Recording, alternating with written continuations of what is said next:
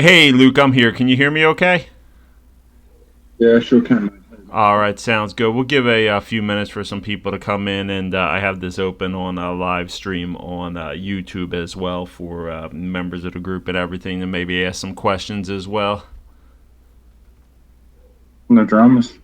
All right, it's Thanks good. for letting us come on, man. Oh yeah, it's great to have you on. I actually was reading over your white paper a little bit more thoroughly today. That's a pretty impressive white paper you guys got there.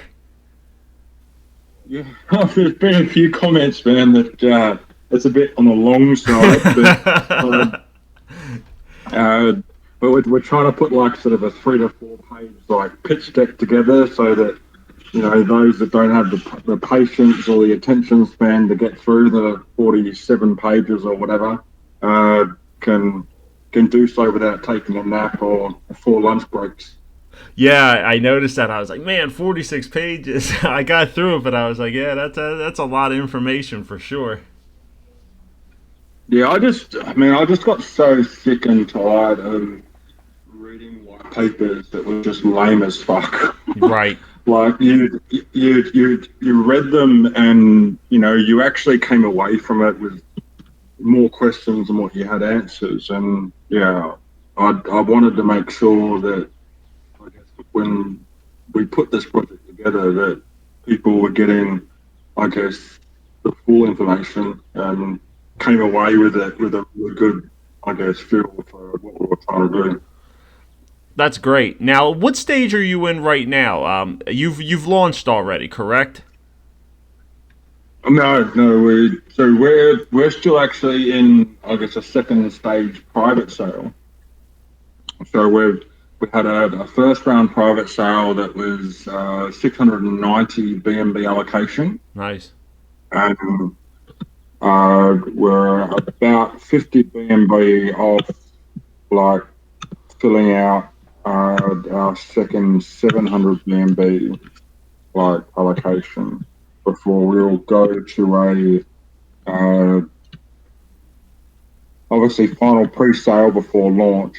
Um, so yeah, it's still a little bit sort of, I guess, down the track for us. But I mean, like, to be honest, we like, I mean, I wasn't anticipating, to be fair, like the level of growth that we've had, like over the last sort of 10 to 14 days. It's just been nuts, to be honest. That's awesome. Um, so yeah, it's awesome, but a little bit overwhelming as well. Yeah. um, I can imagine you probably haven't been getting much sleep. no, no, like I'd invested for a couple of years in crypto, and knew that, I guess, that being obviously running your own project was pretty full on, but you don't really get a full idea or understanding of how full on it is and how much pressure and weight of responsibility there is until you, I guess, get to the other side of the curtain. What's some of the biggest challenges that you face so far that you didn't necessarily expect or that you weren't like kind of able to plan for? Um, to be honest, uh, there's been a couple of people that have actually, borrowed money to get into this project to back me, and just see, I suppose, a huge sense of responsibility, and I suppose, I don't know, I guess trust that some of these people have put in me, that, I guess it's probably I guess the pressure I'm putting on myself, because I want to make sure that I deliver for them. You have a pretty large Yeah. team though, right? How many people you guys have on your team? Yeah. So I've been depending on, I guess, whether you're counting, I guess, the Biowolf guys who are in-house dev team, and or whether you, I guess, are also considering, because we're all of these project utilities, like, we're not setting up like seven new businesses, right? Like, you know, from scratch, um, because that would be absolutely mental. Like setting up like one business, you know, I guess from scratch is challenging and difficult. You know, setting up seven is like suicide, and you're never going to do anything properly. So, and we've actually partnered with, I guess, established businesses, and I've, you know, allocated, you know, to bed down partnerships tokens in the project team allocation, and you know, I guess bettered around commercials surrounding, you know, I guess wholesale cost of delivery for services. So, I mean, the digital media, I guess, business that's going to be delivering digital media services, you know, with websites and, you know, graphic design and SEO and, you know, branding, videography, you know, they've got a team of 35 people alone. So, you know, a mate of mine who, you know, has allowed me to white label the events platform that, you know, we're using for moonshot events and for moonshot AMA pitch battle like format. You know, those guys have got like a massive team.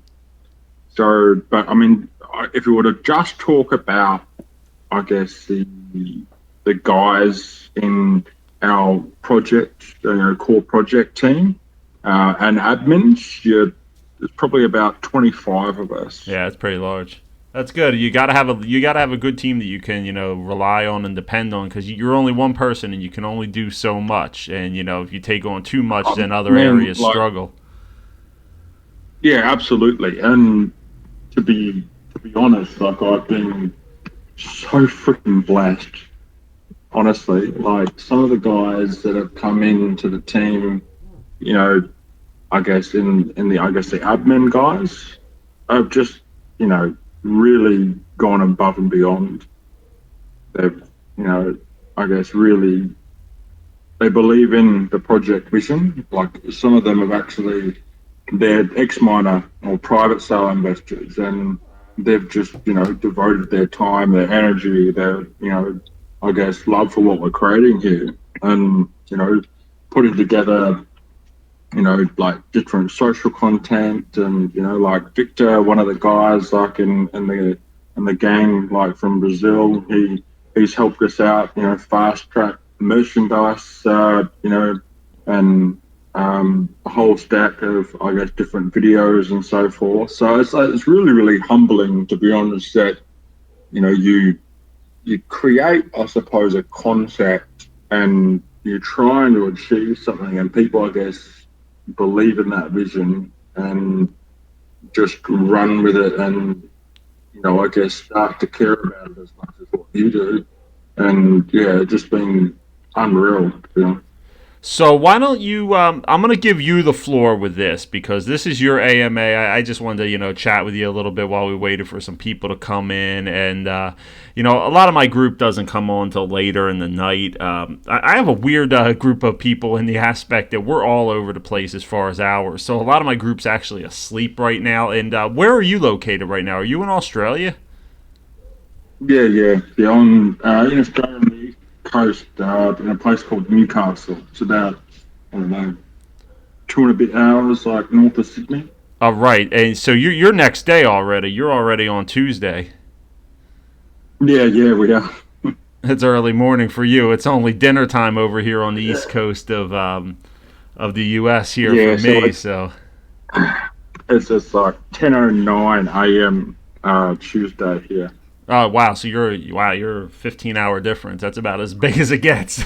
Time difference. It's it's good though. Like the that's the thing with some of these AMAs, man. Like most of them that I've done have been like 4 a.m., you Oh know, God. 5 a.m., you know, just absolutely ridiculous times. So I do 10 a.m. AMAs every day of the week. I could. Yeah, that's why I wanted to try to make it. I know you had said you guys are from Australia, so I was like, all right, let me try to make it around dinner time for me, so we're not doing it some weird hour in the middle of the night. Because I'm pretty flexible. I work from home with my day job as well, so I'm able to kind of do things a little bit different. So uh, I'm gonna give you the floor and let you kind of do your thing. So. The one thing I wanted to ask you, though, is this is a reflection token that pays the community. How high is your reward that you pay the community back off of your taxes? Is it 15 or 16%? It's actually 70%. I'm pretty sure it's 70%. 17. 14% of 20% is Suriname, isn't it? Um, so it's a 20% buy and sell tax. Right. 14% goes to BUSD rewards, which is Okay, so paid it back pays to out holders. 14%. Okay. And 2% is buyback and burn, 2% for liquidity, and 2% for marketing development. All right. Well, this will be the last question that I kind of ask you for a little bit while you just kind of speak. But I do want to ask you this because this seems to come up with reflection tokens all the time. Being that the buy sell tax is so high to be able to, pay the 14-15% that, some of these reflection tokens pay, what is your plan to keep the volume up? Because obviously, the amount of reflections that your community and holders get are based on your volume. So what are some of your plans to keep your volume up high after the initial hype kind of dies down after your launch, because that seems to be where some of the tokens run into issues. Yeah, I'm sure. I mean, that's, I guess, why we've done so much planning, like with this project, to be honest. I mean, we've been, I guess, conceptualizing this project for the best part of 12 months. I mean, it's really only sort of started to really evolve for about June last year, over a beer, funny enough. And basically, we kind of picked apart, like all of us that sort of, I guess, originally started planning this of being trading crypto, I guess to some level for quite a while. And obviously rewards reflection based tokens, like, I guess started to appear, towards the sort of, Q3 of last year. Right. And they were, really, really interesting because, like, obviously, they're unique in the sense that it's less important to, I guess, buy low and sell high. You know, it's about obviously the trading volume and what you can get from a cash flow ROI perspective. But as you said, it's all to do with volume, and very few crypto projects actually have the capacity, from, I guess, generating revenue to actually support their own chart. So, you see all of these projects start out really, really strong and then they die in the arse. I mean, Right. 99% of projects like don't really have like a meaningful existence past a month. um, and then they just, pretty much fizzle out. They lose, I guess, investor interest because crypto as an industry has a very, very quick rich mindset. Everyone, a lot of people in crypto, they think that they can invest $500 in a magical internet pooch, and 5 minutes later, like they're driving a Lamborghini, and it's not, it's not reality. It's not um, real. It's not reality for the type of projects that you're doing, like these reflection tokens and utility tokens. They're not going to 1,000x just overnight. These are more long-term plays to where if you believe in the project, you yeah, believe in what they're going to do, and you can afford to put some money into it and sit on it for 6 months, a year, 2 years till some of these utilities develop. Then that's really where it comes in with it. Some people just come into projects with the wrong mindset, is what it is, and you have to see what a project or a token is. Not all tokens are those meme moonshot tokens that have the potential to do that but then fizzle out once everybody sells off and when some people make their initial money. It doesn't. That's not what yeah. your project is. No, well, the thing is that we sort of looked at all of that. Like I've been involved in a handful of projects where I've been late to the table, and I've been really really super pumped about the project. So I still invested in the project, at launch, only for private sale whales and pre-sale buyers like to crunch me. So like you invest your 5 BNB and you blink your eyes and all of a sudden, your couple of grand is $200. Yeah, um, and, we've all and you been there. go, oh. So when we sort of planned this, like we wanted to, I guess, put protections in place. We wanted to get long-term investors. So we created the structure surrounding private sale and like priority pre-sale where there was a lock period where you know, we we partnered with Biowolf who did our contract creation, and I guess that was a really really solid partnership from really early on. And I told them the story, and then they themselves actually had, I guess, a similar sort of instance where they launched their token, and they had a massive, I guess, sort of skyscraper of green, but then it all died, and crunch, and a lot of people were sort of, I guess, left, holding the baby in the bathwater, so to speak. Um, so so we talked through that and worked out a plan where private sale buyers where they would get a significant discount on purchasing early because obviously it's more risky to do so. Um, but there would be, I guess, a longer commitment for them to invest. Right So now, they're their wallets are locked for 2 years. They'll still earn BUSD rewards through that period of time, but they won't be able to sell. They'll obviously get a significant sort of, I guess, larger share of the BUSD rewards because they've been able to buy more tokens for less, but they won't be able to, I guess, take capital gains and initially. And then private sale, priority pre-sale investors are getting a 2x on those that are essentially buying at public launch and pre-sale, but they'll have like a 12-month wallet lock where they'll earn BUSD rewards but not be able to I guess sell for capital gains. So right. that's one. Yeah, sorry, go. No, and that will definitely help, stabilize your price to, avoid that big sell off at the beginning. And I thought I was reading on your white paper that your team tokens are vested for a ridiculously long period of time too, right? Isn't it like something like 4 years or something like that? Yeah, so we're taking I guess a large, I suppose, stake. So we're taking 10% of all the token, but we've invested an absolute crapload of our own capital in this project before a single BNB has been taken, like from investors. So we had to obviously ensure that we were going to get obviously our own ROI out of this project, and we're not creating this for I guess a quick earn, and that's sort of I guess evident in the fact that we've locked our own personal tokens, like 50% of that 10% or 50 trillion tokens will be locked for 4 years. And then the other 50% or 50 trillion tokens are locked for 8 years. So that's a significant lock period.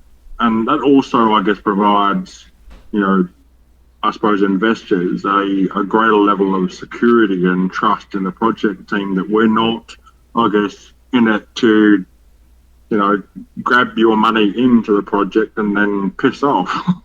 um, so, because I mean, we ultimately are treating this not so much as a crypto project, so to speak, but trying to build a corporation.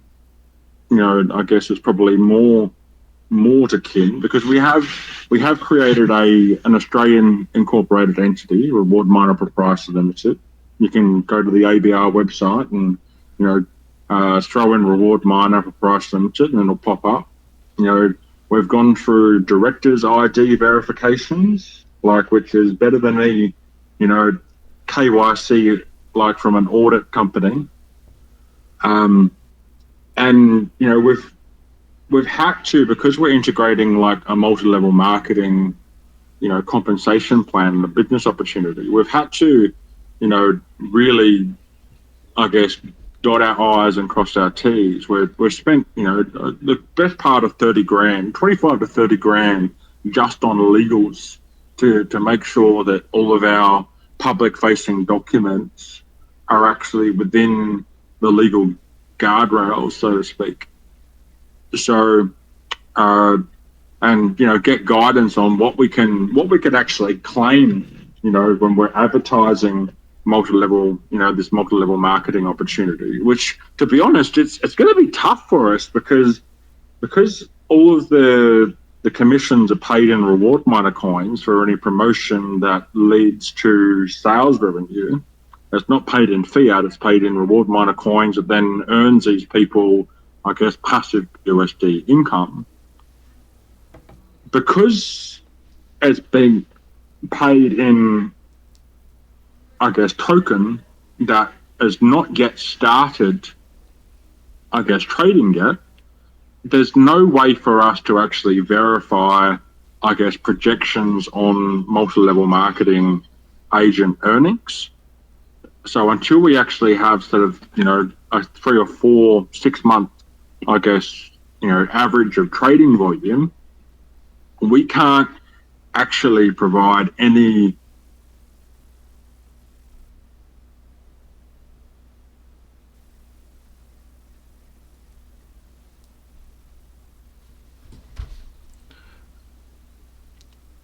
Yeah. Did I lose you there?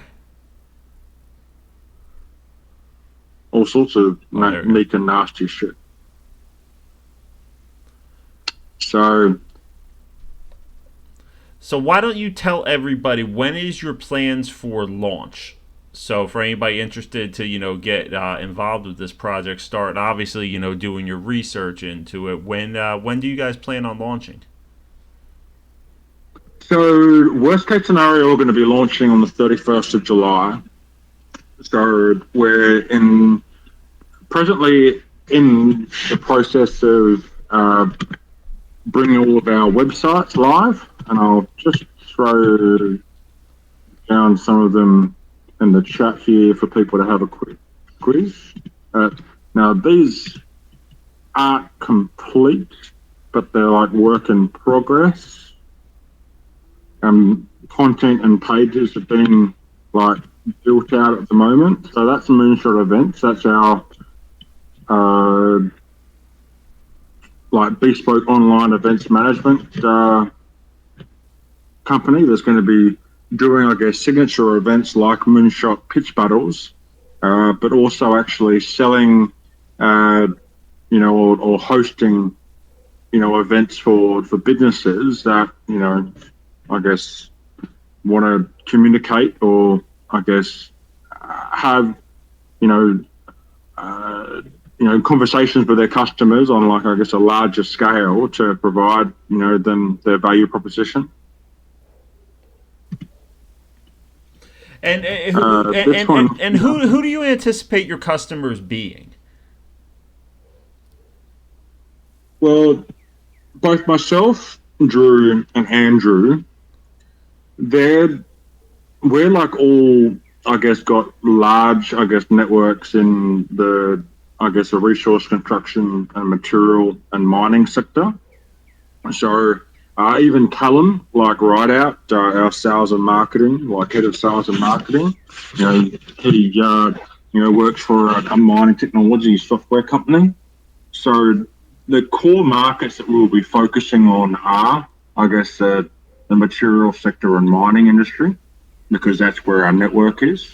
And at the moment, those industries are really struggling because they rely on expos and, due to COVID and so forth, they haven't been going ahead because, I guess of lockdowns and, I guess concerns of, I guess, spreading COVID like within sort of large groups and events. Right. So Right now, there's been a lot of I understand exactly what you mean by that because I actually own a freight logistics agency, as my day job. Mm. So I know most of my trade show customers that would go to these trade shows and expos have not been attending because obviously they haven't been having shows. Now, it's a little bit different in the United States than it is in Australia. You guys, it seems like your regulations are a little bit more strict there than they are in the US for sure. Yeah. So these are another couple. So the Crypto News Hub is a crypto industry niche news site, which we're going to be, I guess, advertising ourselves as well as our partners. Also, people that engage within our Moonshot AMA pitch battle format, which will host our online expo style events platform. We're going to be providing them some advertising, I guess inclusions on Crypto News Hub and Resource Industry News and Mining News Hub. So, I mean, all of the business modules that we've, I guess, put together, like within this project, they've not just been sort of picked out of thin air. They've been done because they all complement each other, and they all have the capacity to actually feed revenue from one to the other. So we found it obviously really, really important that, because obviously marketing is a really, really significant cost, for crypto, I guess, projects, Right. and you can spend a lot of money on marketing, like with Dex tools and obviously exchange listings and paying Influencers and paying yeah, Twitter influencers, like pushing tweets out into the abyss, like yeah. you know, there's there's so many better ways I think that you can,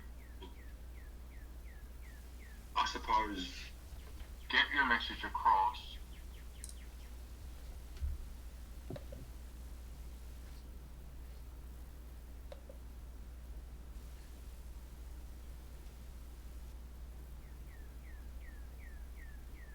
Bulk of them are shit.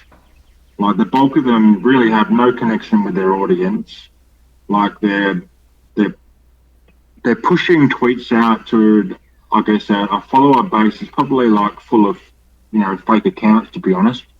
Yeah, half. I Um, think half of them are, to be honest or with the you. people that are in that follower base, like, are sick of being blasted with 12 different projects a day, and they don't even listen or take any notice to what content's being pushed out from these people anyway, because there's no point of difference. There's no there's no meat on the bone. There's no personal testimony.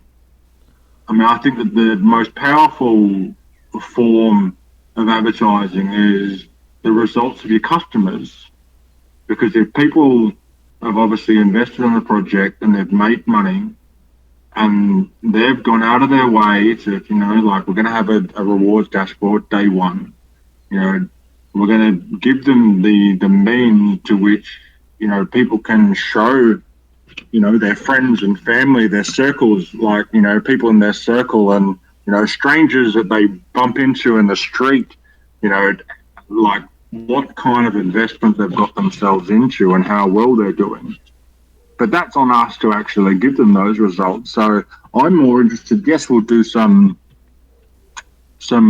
I guess exposure level marketing, but the bulk of our marketing budget will go back into providing incentives and rewards back to our initial investors so that we can fast track their ROI and see them win from being involved in the project. Because like, you can spend a shit ton of money on marketing agencies that have, they're soulless. They promise the world and say, oh, we're going to do this, we're going to do that. Look, they've got no level of true accountability, really. No, they'll just take your Because they'll if just they take your don't, money and just like you said, just send a couple things out into the abyss, and then that's done with them. They have no yeah. stake in it or no personal investment. So how much effort are they going to put into it? So my personal opinion is that, okay, yeah, I can spend an absolute crapload of money to try and bring in new investors by spending all that money with a marketing agency that has absolutely no vested in my project, wants money out of me rather than actually has done everything they can to back me and support me into the project, or I can, and that has no guarantee for success, right? Like, you hope it's going to they're going to come through and deliver you the goods, but you really have no assurances or guarantees. Or you can put that money back into the people that have actually made your project even viable in the first place. Because without your investors, you don't have a project. No, you don't. And if you make it a win for them, they'll be the most powerful marketing agency you can get, because they will tell everybody about the project. And look, what we've seen in respect to organic growth over the last 10 days has really just proven testament to why the strategy that like I'd always intended from the word go, because we've gone from what 20 like TG members to over 450 in the space of 2 weeks. And outside of a couple of $50 BUSD prizes on free AMAs that I've got from networking, we haven't spent a cent on marketing. Not a single cent. We've accumulated assets for the project, which was always I guess a strategy as well, because we wanted to align ourselves with strong projects. We wanted to also create a number of avenues for trading volume for us to actually deliver the stable, trading volume, which is going to deliver the results for our investors. Obviously, that's turned a few heads. A few people have got the shits with me, like investing in their project because they think that I'm, I guess, got some sort of ulterior motive. But, look, no, like the projects that I've invested in, I think are actually bloody really, really good projects. And, if any of you have actually jumped into our Telegram group, you'll see that I've actually shielded probably half a dozen different projects that I actually think are really, really good projects. Have I maybe cost myself a couple of BNB by promoting other projects? Maybe, but I really couldn't care less, because I think that you should give credit where it's due. I agree. There's a whole movement that I don't know if you're too familiar with it, in Australia, but there's a whole movement of DeFi tokens that are getting together and actually working together instead of just competing against one another. And there's a token called Meta BUSD, and it's in the Metaverse, and they do all kinds of augmented reality and virtual reality. Well, these guys are just brilliant. And what they did was they put together a space every couple weeks. They get together. I'm actually going to be on the show on Wednesday night. I'll do a shameless plug for myself on Unite DeFi. And they get a bunch of different projects together and just, talking about their projects, communicating together, doing cross promotions together, to where it doesn't make crypto such a lonely space, to where, if you like other projects, you talk about them, you work together if you can. And, I think that makes it better for everybody. Absolutely. Because, all the trash talking and garbage that goes on, it's just childish shit. It is. And it's not necessary. You don't have to poison, your neighbour's grass to see yours fertilised. Right. And the thing is that kind of stuff, and, I guess the wild west of what it used to be, it doesn't serve the crypto industry as a whole. It actually detracts against it. It does. If you've got directors doing Twitter spats and all that sort of shit, and investors jumping into other people's project groups and trash talking them, there's no integrity in it. Focus on your own shit. Help each other. If we actually build the reputation of the crypto industry, because right now, crypto from an economic standpoint is like a pond of the global economic, I guess, food chain. if we just be crypto positive, support each other, And work educate together, people. Yeah, and just and educate educate people. people, then you're going to, I guess, move that pond into a lake, and from a lake into an ocean. And if that happens, then there's more money that's going to be in that I guess, fishing pool, Everybody and benefits. Yeah. everyone's going to make more money. So it's really not necessary. Like it's counterproductive, and yeah, I mean, I'm like, we're actually talking at the moment. Jay, who's an absolute champion from BUSDX, and we're partnered with him, and like Christian Frank and TJ from Biowolf, who we're working closely as well. Like SubX Finance are actually a supplier for us, or a vendor for our crypto in a box like project utility. We're doing some work with Wi-Fi Finance and Reflex Finance as well. I mean, what I've actually sort of socialised with some of these guys is essentially put together I guess a coalition of strong projects, and I guess I suppose the frame of like a cryptonato, so to speak, Yeah.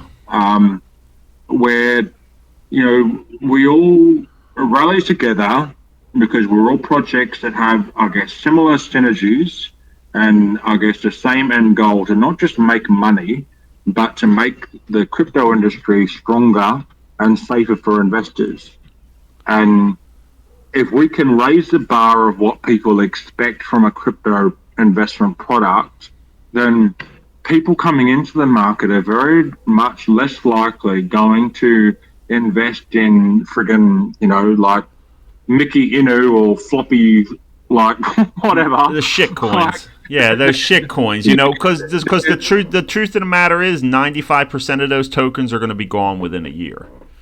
They're going to just yeah, fade off into the distance and be gone. But if the projects that, work together and raise each other up and help each other out, they're going to make up the base of, what is in DeFi now. Now, all of a sudden, there's a whole bunch of strong projects out there, and everybody's making money. Everybody's working together, and it makes it a more crypto positive space. I agree with you 110% on that.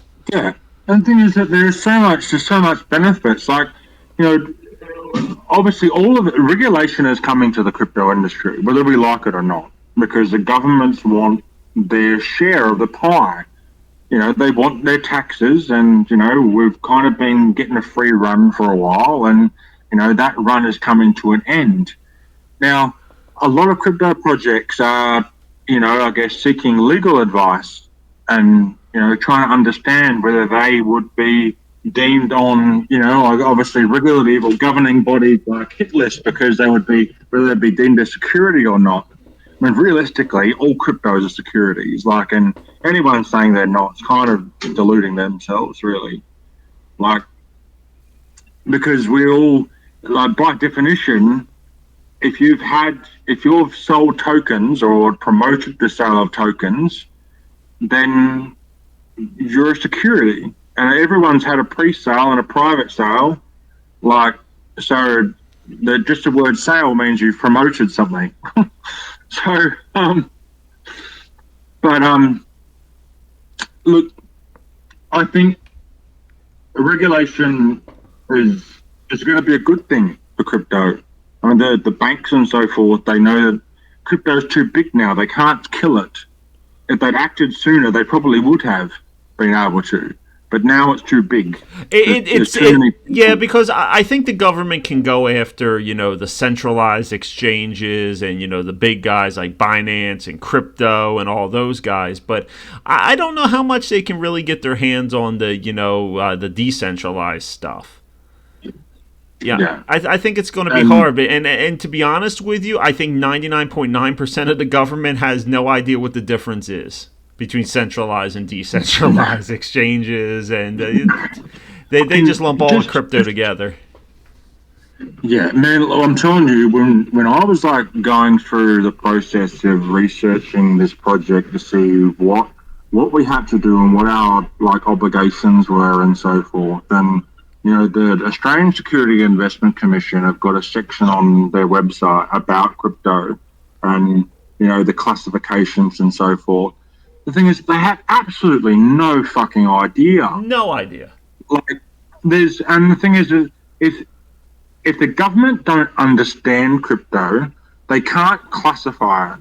No. And if they can't classify it, they can't police it or regulate it. So they've got still a lot of work to do before they can really, I guess, drill down and police crypto. So there's probably, I think there's probably a good, couple of years before they really get to a position where they can, I suppose, really police it properly and govern it. One of the guys I interviewed, he had a really brilliant idea for it. And he said that the governments should all get together and just start accepting crypto for everything. Crypto is the best thing for, it's going to be the new money, this and that. Do it tax-free for 3 years, get everybody addicted to using crypto for everything that they do, and then after the 3 years, start putting the taxes on it once everybody's addicted to it and implementing it and using it. And I was like, that's a really good idea. That's really what they should do. They won't, obviously, because no one ever gets shit done. I don't know how your government is in Australia, but in the United States, we do nothing but just argue against each other, and nothing gets done. So, yeah, I'd like to say it's different down here, man, but not really. Like even if one side comes up with a good idea, the other one decide that it's not because they didn't think of it. Yep. And it's terrible because nothing gets done, and we're the ones that hurt instead of yeah. I agree with you on that. I really do, and I'm interested to see what the next couple of years is going to bring. Look, it's off topic, but I don't know. I guess what a better system is, but I think that democracy to a certain degree is flawed.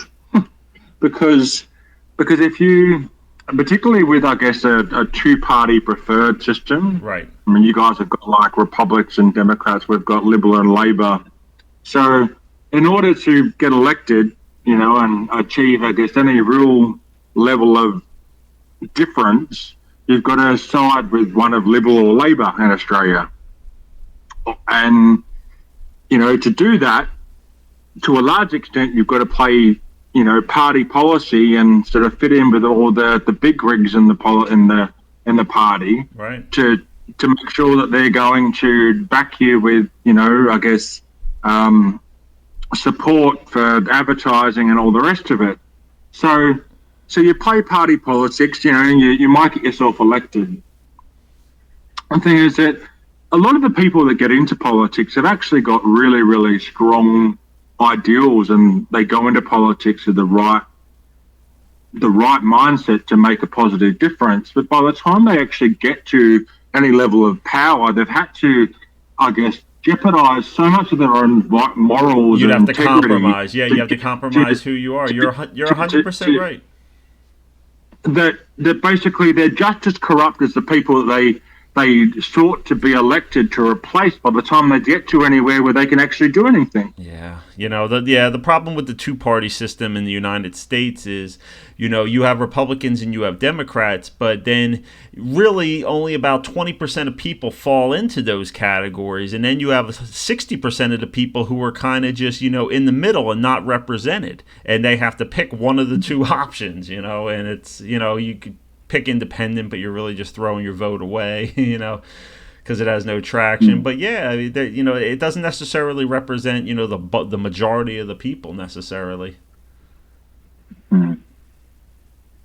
But yeah, that's what we do. That's what we do on this channel. No topics are off topic here. Obviously, we like to talk about crypto and all, but we're all human beings. We're all investors here, and we're all real people. And that's what we like doing on this channel. We like getting to know people because that's what really gets trust with communities and trust in people. Like when they get to know the real you. Anybody can put on a fake face and be good at interviews and say what people want to hear. But, the people who are real, genuine human beings, they're the ones that, people stick with in the long run, Oh, 100%, because people buy people first, not products. Right. Like that, you know, I've led sales teams, and the one thing like that I've always hired more than anything is likable, because you can't teach likable. You can't. No, you could have 10 people applying for a job, and they could have all the degrees in the world, and you interview them and they're assholes. You'd rather have Yeah, absolutely. you'd rather hire somebody that not only do you like, but is willing to learn and is teachable and coachable, because Mm, they're the ones that are going to put in the hard work for you. The people who already know everything, they're set in their ways. They're not going to change. They're not yeah, going to conform to what your company wants. They're going to always do what's best for them. yeah, no, absolutely. Your high attitude, and you teach the skill. Well put. Absolutely. Well, this has been awesome, and I want to open it up to some questions. I wish we had a little more people in here, but tonight when I post this into the group, a lot of people are going to get to watch it and really kind of see, what you guys are all about. I think everybody in here has the opportunity to unmute themselves. Is that correct? Chubbs, can you unmute yourself for a sec? Yeah, we're able to. Sorry, I've got a couple of questions. Another Australian, just been listening in. Yeah, go for it. Just I've seen that you're connected with Biowolf. Can you tell us a little bit more about that, please? That's just one of my questions. Yeah, sure. So Spywolf, I was like an early investor. I was day one investor in Spywolf, and I think that the project is probably got more soul and meat on the bone than a lot of projects in the BSC. We sort of started talking, like, I got, I suppose, became friends with Frank, like one of the dev team in Spywolf, and then sort of later met Chris. And I sort of floated with them that, like, I was looking at putting together a project, and like, I'm not a blockchain dev. I couldn't write a thing of code if it was to state myself. So I knew that I had gaps, and I needed someone that obviously was, I guess, skilled in that, I guess, area. And so I engaged with those guys to cover my gaps, and said, look, I want you to put together a contract code for me, and I want you to be, I guess, essentially walk hand in hand with me on this project, and provide, I guess, the contract security and ecosystem security. So we worked out an arrangement where I paid them some money up front, obviously, for them to put the code together, but then we've included like 12 trillion tokens in our contract, that the BUSD rewards of those tokens are actually going to be reinvested in Spywolf, and that's to essentially provide, I suppose, ongoing support to Spywolf, for them, their ongoing assistance, like with helping support the reward miner project, for, I guess, our blockchain needs. We've also hired a few other, I guess, additional devs, like Dave Chan. Man, this guy, like, seriously, he looks like he's 12, but he's the smartest bugger I've met. He's done such good work for us, like, in such a short time. But yeah, so that's I guess a relationship with Spywolf. I mean, our project owns like 3.3 billion like Spywolf tokens, at present. So we've got like a number of different, I guess, project, RMC project asset, token assets, and Spywolf's like probably one of the larger ones. I personally hold like just short of 2 billion Spywolf myself. So like, I really believe in what they're about. I don't think that they've probably got, I guess, as the expansive ecosystem as what some other projects do. But those guys that, are within the project team, like for Biowolf, they work harder than I've seen any other project team work.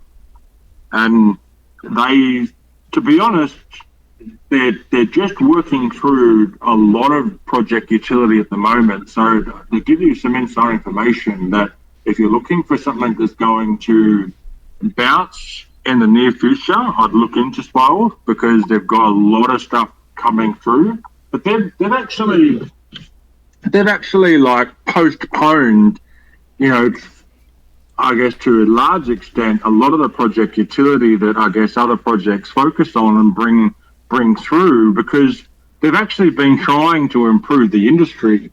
They've got this, massive or amazing initiative like the Scam Survivors Initiative, which we've actually, I guess come on board to support. So we've in our X-Miner governance token, we're including an allocation for the Scam Survivors Initiative to help them fund that. I guess that charity, and which goes towards helping people that have been scammed and been honeypot and rug pulled. So yeah, I mean, money invested in Spiral, you can feel good about because they're doing a lot of really, really good stuff. Yeah, nice. So I've just got another. I'm actually the dev and owner of Baked Beans, another mining platform, like smart contract miner. You said that you were open to like partnerships, and you liked working with other sort of groups and projects that are creating something different in the BSC space, where it's safer and better for the investors, users, and community, and things like that. Just would you be interested in thinking about partnershiping with us and looking towards the future? No, absolutely. Yeah, look, let's get a VC together. Like that's what this is all about. There's no point, trying to play against each other. Like we can all win if we, I guess. This morning, like the BUSDX guys, they did like an IDO on XPad, their platform. Jay asked me like whether he could post it in our channel. I went, "Fuck, mate, go for it." Like we're not precious. So yeah, like if you want to do some collaboration together and let's have a talk about it. Let's see what we can do. Yeah, sounds good. Yeah, I like that. I like how you were very transparent, open, and honest. It's how I built our community, with their transparency, honesty, and integrity. And being another fellow Australian, I think we're quite like-minded in that sense. So I could see something pretty cool happening out of this. It'd be good to have a chat. Yeah, cool. Well, let's do it, man. Yeah, look at that, Dirty Mike Crypto bringing together different projects. That's awesome. I like seeing it. I'll tell you what, some of these Aussie projects, you guys have some really great projects that are coming out from down under. I'm pretty bullish on that Aussie mining token operation. Are you familiar with those guys at all? No, I'm not. Like, I've done some research into Jackson's project, like Stack D, and that one looks like it's going to be a good one. Right. Well, there's a project based out of Sydney called Aussie Mining Token. It's AUSMT is their ticker, and they're Australia's first clean energy Bitcoin mining farm. So they build a farm north of Sydney, and they're mining Bitcoin with clean energy of solar power, wind power, and their community, and they're burning, I think it's 54% of every Bitcoin they make. They're burning it to lower their supply. They've already burned almost 99% of their original circulating supply through different methods. So I mean, they're a great project. I reckon that's unreal. The only problem I think is that it might. See, with X-Miner, like X-Miner governance token is going to have its own project utility as well. Right. And that's actually going to be a containerized mining farming operation in Broken Hill. Is it? So it might be, they might not want us to do too much, I guess, collaboration with us, like, because we're going to kind of have very similar value props. Yeah, it's exciting. Like I said, there's some great Australian projects, coming out right now, and it's definitely exciting, and I like seeing it. I definitely like seeing it. The The, different stuff from all over the world.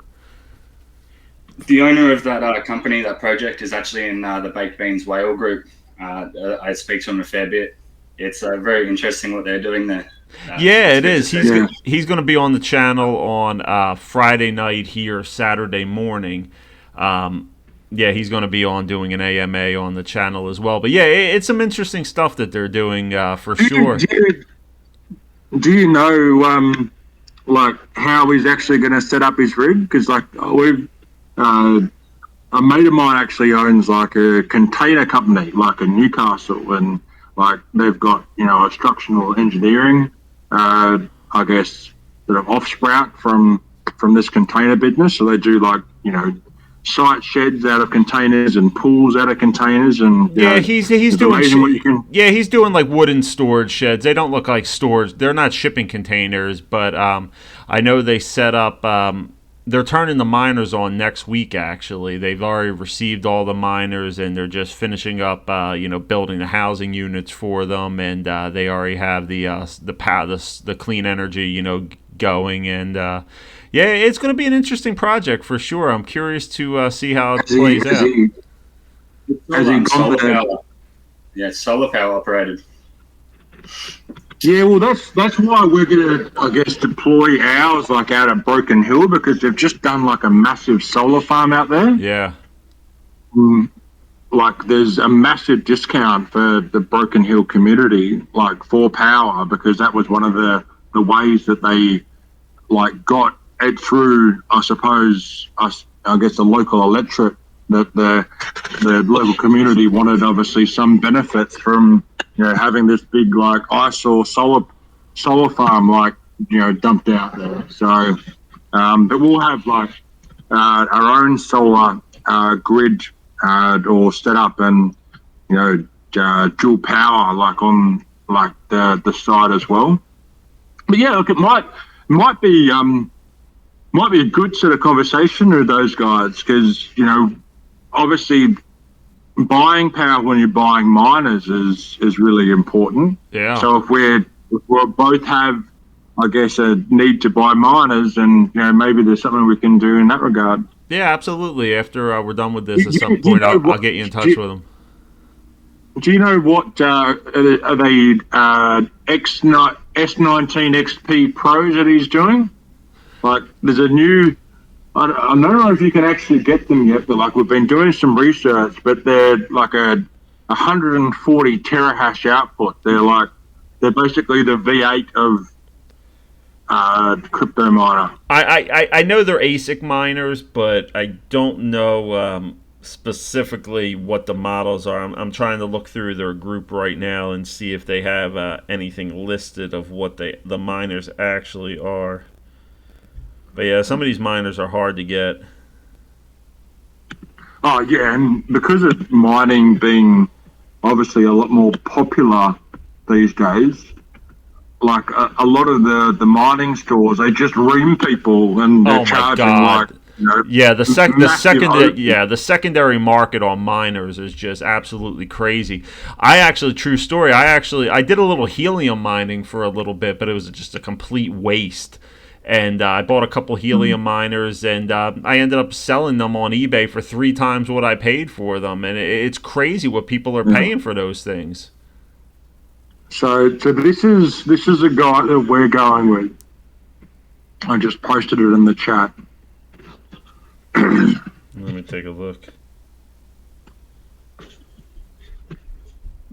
Oh yeah, the Bitmains. Oh yeah, these ant miners are nice. Yeah, these are so fast. See, the actual capacity on these bad boys is actually a lot greater than 140 terahash. It's just that they peg them back. Right. Yeah, you can overclock them, I guess, and get it even faster than that, right? Yeah, that's amazing. First release. Yeah, it looks like they don't release these until July. July. Yeah. See, our mining farm won't be like operational until 2023. Like the mining farm was actually meant to be a project utility for the reward miner coin, not X miner, but just the sheer cost of, I guess, outlay and setup for this particular facility was just too much, and Now, we thought that we'd be better off I holding it back. You know what? I think it may be beneficial for you to have a conversation with the Aussie guys because they actually have their own mining pool set up already. So you could actually just go right off of their power and just use your miners and just do it. But I know you probably want to build your own stuff or but yeah, they have their own mining pools. Look, I know. It might be worth a conversation. See, what we were like looking at doing was like we're setting up like a online mining store and selling mining equipment, and then giving people the opportunity to host it in our environment. Right. That's what they're doing with the mining pools. Yeah, to host it. Yeah, absolutely. Yeah. That's cool. Yeah, I'm looking at some of the prices of these things right now that people are selling them for. Man, somebody's selling them for $25,000 a piece. My God. Yeah, crazy. Yeah, if you can get your hands on a couple of them, man, you could definitely make a lot of money. Even like the little GPXs. Yeah. Like they're like $4.5, $5 here. Like just nuts. They're crazy. Like a $1,500 card. Right. It's the secondary market, and then you got the whole problem with the people who are just getting scammed, thinking that they're buying the miners from legit sites. Yeah, it's terrible.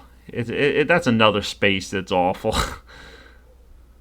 Yeah, and really needs to be cleaned up. But we were right. Looks like we're right about an hour here. I don't want to take up too much of your time. But does anybody else have any other questions? I think we probably talked everybody out here. But this was good. I had a lot of fun with you. Michael, I see. No, likewise. I see you're in there, Michael. Do you have any questions or anything? Alejandro, Jimmy D. No, not at all. Thank you for all your conversation. Thank you.